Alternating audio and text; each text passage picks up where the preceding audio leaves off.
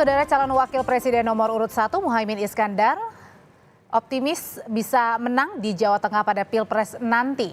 Caimin, saudara, yang juga Ketua Umum Partai Kebangkitan Bangsa PKB menyebut mesin partai sudah akan bekerja maksimal untuk berebut suara di Jawa Tengah yang merupakan basis pemilih suara PDI Perjuangan mengusung Ganjar Pranowo Mahfud MD.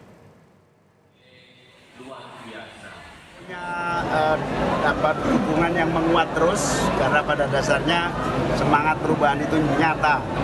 Mereka sudah merasa bahasa Jawanya ingin tidak ada perubahan yang signifikan sehingga butuh perubahan masif dan cepat. Di sisi yang lain konsolidasi ukhuwah Islamiyah berjalan sangat cepat dan insya Allah ini menjadi energi kemenangan Amin. Berapa persen Gus? Target berapa persen? Target paling tidak 52% kita tunggu.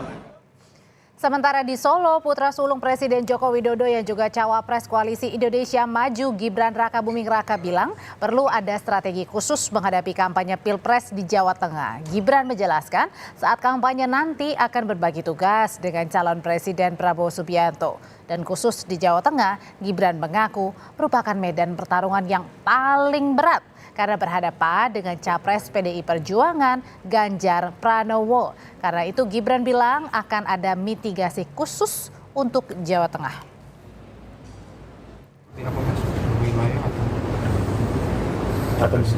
Atau melihat peluang kemenangan, Mas?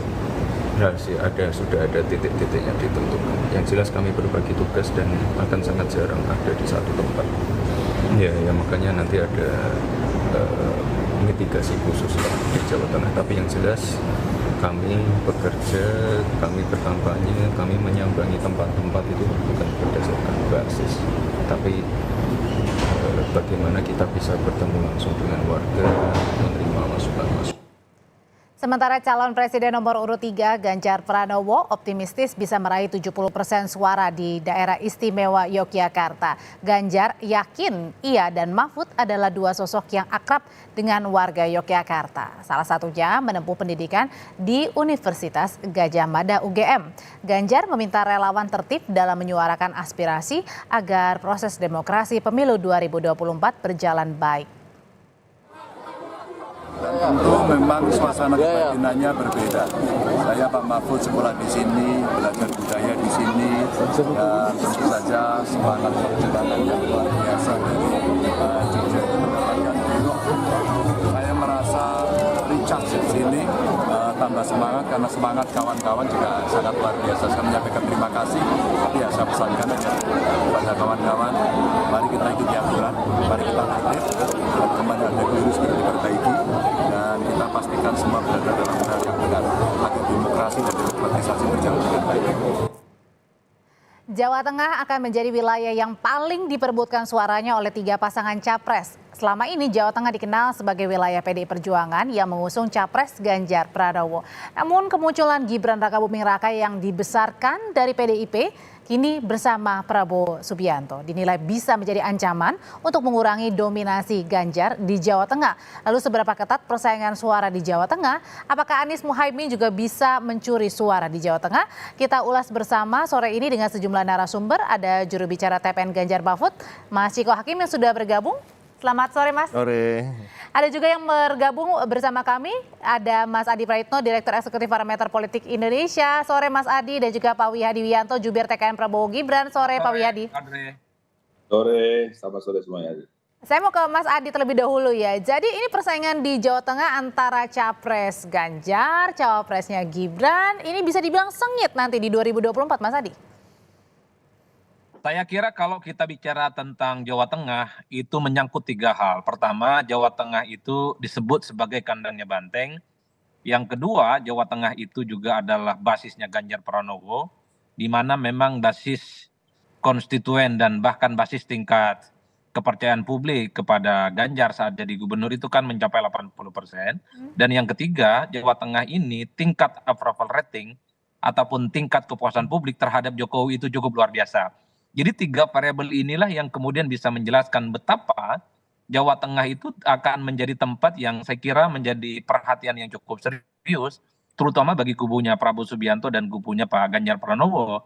Kalau kita membaca angka-angka survei per hari ini memang dulu sebelum Gibran itu diumumkan sebagai pendampingnya Pak Prabowo Subianto, memang Ganjar itu elektabilitasnya di angka 60%. Tapi ketika Gibran maju, dipasang-pasangkan dengan Prabowo, dan Ganjar misalnya sudah mulai berpasang-pasangan dengan Pak Mahfud MD, secara perlahan memang angka 60% yang dulu dimiliki oleh Pak Ganjar, secara perlahan mulai berkurang. Kenapa itu Mas Adi? Dari survei-survei, ya memang ada pemilih Jokowi, faktor Jokowi itu menjadi faktor penting sebenarnya yang membuat sejumlah pemilih Ganjar dulu yang juga beririsan dengan pemilih dari Pak Jokowi, secara perlahan itu migrasi kepada Pak Prabowo Subianto karena faktor Gibran dan tentu saja ada faktor Jokowi. Ini yang saya kira akan menjadi pertarungan politik kurang lebih 3 bulan ke depan. Apakah di antara tren yang ada yang tendensinya mengurangi suara dari Pak Ganjar Pranowo, dan pada saat yang bersamaan misalnya di Jawa Tengah adalah kandangnya Banteng, akan terus menjadi pertarungan yang cukup serius. Bagi saya kerja-kerja politik, kerja-kerja yang meyakinkan rakyat akan. Jadi berarti ada pengaruh dari suara Pak Jokowi, ada suara pengaruh juga dari Mas Gibran, termasuk kalau misalnya suara dari Projo misalnya itu berpengaruh juga nggak?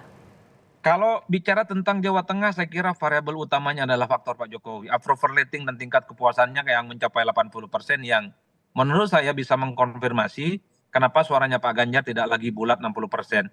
Memang berkurang di kisaran angka 4-5%. Ini dalam kondisi alamiah, belum ada kampanye politik, belum ada sosialisasi politik yang cukup masif. Apakah dalam 3 bulan ke depan, ketika mulai kampanye politik dilakukan, suara Ganjar akan kembali ke 60 atau justru sebaliknya? Atau ada potensi-potensi lain? Jangan-jangan di antara dua kekuatan besar ini justru yang akan mendapatkan suara itu adalah Amin. Nah, ini yang saya kira kerja politik, penetrasi ke bawah akan menjadi kunci segala-galanya. Oke, jadi kalau Pak Wihadi ini bisa dibilang apakah menguntungkan dengan masuknya Mas Gibran sebagai cawapres, terus kemudian juga Pak Jokowi dengan perolehan suara yang nanti akan bisa diraih pasangan Prabowo Gibran? Saya kira itu sudah pasti akan ada penambahan di Jawa Tengah dengan Mas Gibran sebagai cawapres Pak Prabowo. Karena kalau kita berkaca di 2019, Pak Prabowo itu angkanya Pak Prabowo itu 22%. Nah, kalau tadi dikatakan bahwa Pak Jokowi mempunyai tingkat kepuasan 80%, kita ambil separuhnya saja 40%, berarti ada 60% kita dapat. Nah, ini kan hitung-hitungan kalau kita bicara persentase. Tapi kalau kita melihat apa yang dilakukan oleh Mas Gibran saat ini sebagai generasi muda, tentunya ada hal yang juga tidak hanya kita bicara mengenai masalah basis daripada PDI Perjuangan, tetapi kita berbicara mengenai masalah bagaimana generasi muda, pemilih-pemilih pemula di Jawa Tengah. Nah, pemilih pemula Jawa Tengah itu 50% sendiri. Nah, tentunya idolanya adalah Mas Gibran yang sebagai generasi muda. Dan tentunya inilah sesuatu hal yang mungkin tidak bisa kita melihat bahwa ini adalah daripada kandang daripada PDI Perjuangan yang memang orang-orang daripada yang simpatisan PDI Perjuangan, tetapi kita bicara sekarang ini anak muda. Anak muda ini adalah yang sekarang cair saat ini. Belum tentu mereka menentukan pilihannya kepada partai mana, tetapi bisa memilih kepada generasi muda sebagai simbol daripada anak-anak muda ini, ya Mas Gibran. Dan nanti itu bisa menggoyah kekuatan di Jawa Tengah ya. Kalau gitu pertanyaan berikutnya saya ke Mas Chiko. Mas Chiko, kalau misalnya mungkin pada sebelum-sebelumnya mungkin bisa dibilang PDI Perjuangan ini nggak was-was ya untuk meraih suara terbanyak di Jawa Tengah. Bagaimana dengan Pilpres yang 2024 ini sekarang ini, Prabowo dan juga Gibran? Tahan dulu Mas Chiko, nanti usai jeda Mas Chiko akan menjawabnya. Tetaplah bersama kami di Kompas Petang. Mas Chiko, jadi menyambung pertanyaan sebelumnya, sebenarnya apa sih yang sudah dipersiapkan oleh PDI Perjuangan dalam mempersiapkan suara-suara kemungkinan dari pendukungnya Pak Jokowi, Mas Gibran juga, ada juga relawan Pak Jokowi dan juga Mas Gibran yang mungkin akan bergabung ke kubu sebelah. Kita lihat backgroundnya dulu ya. Sekarang kan Jawa Tengah kita ketahui walau untuk PDI Perjuangan sebagai partai pengusung utamanya Pak Ganjar dan Mahfud, adalah penguasa tanda kutip ya di Jawa Tengah dengan kemenangan di 2019 itu 29, sekian persen, hampir 30%. Nah kemudian kita harus juga melihat, saya setuju dengan Mas Adi tadi, the Jokowi effect. Jokowi itu waktu itu kemenangannya di atas 75% kalau nggak salah di Jawa Tengah. Nah Terus kalau kita bicara angka-angka memang agak banyak yang bisa diperdebatkan. Ada survei yang mengatakan pendukung Jokowi yang sekarang mendukung Pak Prabowo hanya 27%. Nah, kalau dari situ aja, dari angka-angka itu kita optimis bahwa Pak Ganjar masih akan Itu Pak memenangkan. Prabowo, kalau digabung dengan Mas Gibran, Ya. Pak Jokowi. Saya rasa gini, kita ini kan memilih memilih Prabowo Gibran bukan memilih Pak Jokowi. Kadang-kadang approval rating itu saya pernah katakan juga tidak akan berbanding lurus dengan siapa yang di endorse atau yang didukung oleh si empunya approval rating yang tinggi itu. Nah, ini kan terjadi di Amerika Serikat ketika Obama approval ratingnya sangat tinggi, kemudian dia mendukung Hillary Clinton secara Maksudnya dia penuh. belum jaminan gitu Nggak ya? jamin bahwa dia akan menang, dan betul kan Trump yang menang melawan Hillary Clinton. Apalagi ada banyak perbedaan lah antara sosok Pak Jokowi dengan sosok putranya sendiri gitu. Jadi kita melihat PDI Perjuangan dan tim pemenangan nasional Ganjar Mahfud masih sangat optimis. Tapi tadi memang akan ada pergeseran-pergeseran suara ketika Gibran menjadi calon wakil presiden. Nah itu jujur kami akui ya. Cuma ya insya Allah masih bisa kita atasi lah. Oke, Mas Adi, kalau gitu sebenarnya kenapa sih Jawa Tengah ini menjadi pertarungan yang sengit? Dan tadi bahkan Mas Gibran bilang akan memitigasi khusus untuk wilayah Jawa Tengah. Saya kira dua hal, Audrey, kenapa Jateng itu dapat treatment khusus ya dari masing-masing kandidat capres. Pertama, Jateng ini kan jumlah populasi pemilihnya kan salah satu terbesar ya di Indonesia. Nomor 2 setelah Jawa Barat kalau tidak salah. Nah yang kedua memang selama ini kan kalau kita membaca strategi politik, PDIP itu kan kandangnya di Jawa Tengah. Ganjar itu kan kekuatan politiknya di Jawa Tengah. Mimpi teman-teman pendukung Prabowo Subianto, Pak Wihadi dan kawan-kawan, syukur kalau bisa menang, minimal kalaupun tak bisa menang, bisa mengurangi jarak tidak terlampau jauh dengan Pak Ganjar Pranowo. Kan begitu jalan ceritanya biasanya, Audrey. Kalau dulu memang selisih antara Prabowo dengan Ganjar itu kan cukup jauh, sekitar 40% ya. Tapi ketika ada Gibran, siapa tahu jarak 40% itu bisa dipangkas. Jadi 35, jadi 20, syukur kalau menang. Kan begitu jalan ceritanya. Begitupun dengan kubunya Pak Ganjar. Pak Ganjar misalnya nggak terlampau kuat di Jawa Barat, tapi ingat Pak Ganjar pasti akan ingin mengejar selisihnya di Jawa Barat dengan Pak Prabowo supaya nggak jauh-jauh amat, syukur kalau menang. Saya selalu meyakini bahwa kalau di Jawa Tengah agak sulit sebenarnya untuk dikalahkan Ganjar itu, tapi kalau untuk memperkecil margin sangat mungkin. Tapi sangat tergantung bagaimana kerja-kerja politik ke depan. 3 bulan ini tentu akan menjadi pertaruhan segala-galanya. Saat ini memang ada semacam pergeseran 5%. Pak Ganjar turun dan itu migrasi kepada Prabowo Subianto dan Gibran. Tapi kalau kerja politik dari pendukungnya Ganjar ini semakin mantap, bukan tidak mungkin angka yang berkurang ini akan kembali lagi. Atau jangan-jangan angkanya bisa berkurang dan bertambah, sangat tergantung dari undecided voters yang sampai saat ini 10%. Besar ya itu ya nilainya ya Mas Adi. Bukan pilihan politik. Jangan-jangan misalnya Ganjar yang 5% suaranya pindah ke Prabowo bisa ditambal dari undecided voter yang 10%. Atau jangan-jangan pendukungnya Amin ini mulai diambil oleh Gibran, oleh Prabowo, ataupun bisa diambil juga oleh Pak Ganjar Pranowo. Itulah yang saya sebutkan. Perpindahan suara itu apa yang paling besar kira-kira bisa menjadi penyebabnya? Ya tentu kerja politik ke bawah, door to door campaign, door to door marketing.